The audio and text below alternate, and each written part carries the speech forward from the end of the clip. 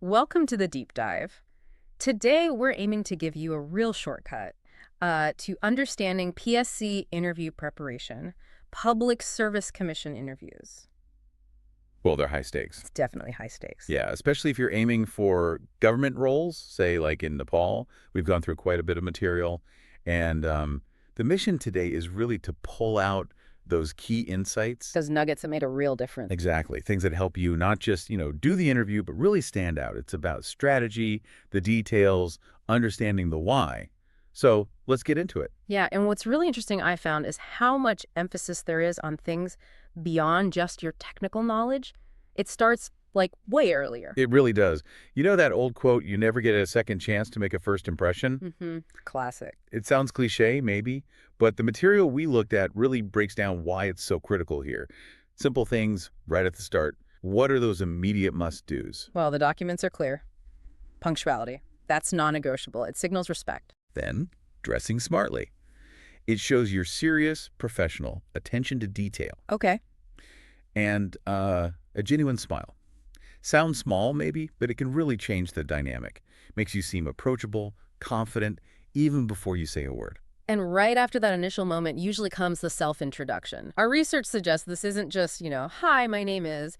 It's a strategic move. Absolutely. Your first chance to frame yourself. So what did the source highlight? What absolutely has to be in that intro? Okay, so a warm greeting, obviously, then a really concise summary of your background. Concise being the key word. Definitely. Briefly mention past experience, relevance is key, and importantly, highlight a specific strength or maybe a passion that connects to the role. Ah, okay. But the main advice, keep it crisp, avoid lengthy explanations.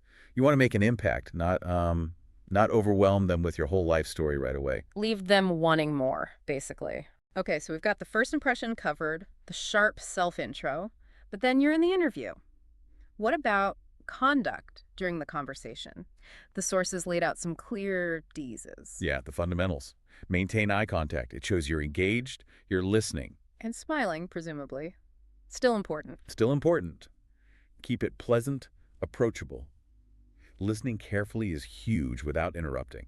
Shows respect for the interviewer and the process. That's a hard one for some people under pressure. It can be. And honesty. If you don't know something, don't try to bluff your way through it. Oh, that's interesting advice. So what do you do? Say you don't know, but maybe express how you'd find out or show you're willing to learn. That shows integrity. Got it. And asking for clarification. Yes. If a question isn't clear, politely ask. It's much better than answering the wrong question. It shows you're careful. It's surprising how these basics can sort of fall by the wayside when you're nervous, isn't it? Absolutely. The pressure gets to you. And just as vital are the don'ts. What are the big no-nos, according to the material? Well, top of the list.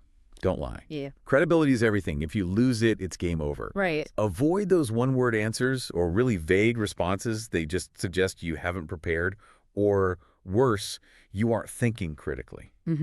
Makes sense. And looking distracted, glancing at your watch, looking around the room, or, like we said, interrupting. Those are major red flags. Undermines the whole interaction. Okay, moving on to the questions themselves. The source gave a really useful framework for those behavioral questions. STAR. Situation, task, action, results. Seems like a bit of a secret weapon for you, the listener. Oh, it really is. STAR isn't just an acronym. It's a storytelling structure. How so? It lets you demonstrate how you actually used your skills. Situation, what was the context? Task, Right. what needed doing? Action, what did you specifically do? And results, what was the positive outcome? Interviewers love this because it's concrete evidence. Shows, doesn't just tell. Exactly. Yeah. But then there are the other questions, the ones the material literally calls trap questions. Okay, that sounds ominous. It does, but the advice is direct. Data is the key. Data is the key, right? So these aren't about past behavior. These are knowledge-based. Precisely. And the source is very specific about the areas you absolutely must scan. Let's list them out. Okay. The Constitution, the 16th Plan, Policy and Program of the Government of Nepal, Priorities and Principle of the Budget, Okay, quite a list already. Sustainable Development Goals, Contemporary Issues, that's a broad one, and Major Projects of the Government of Nepal. Wow. Okay, so must scan. But what does data is the key actually mean for preparing for these? Just memorizing facts? No, it's deeper than that. For something like the Constitution, it's understanding its principles, how it shapes things.